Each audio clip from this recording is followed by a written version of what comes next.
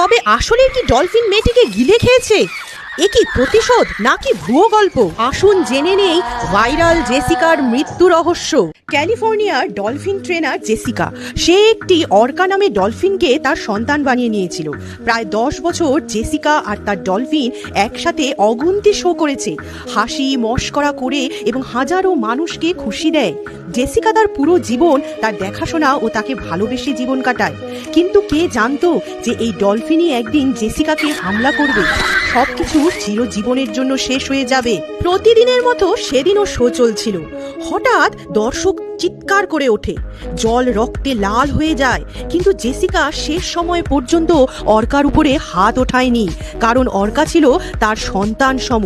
সে Jessica শেষ সময় অবধি বলে যায়, অর্কা আমাকে ঘৃণা করতে পারে না।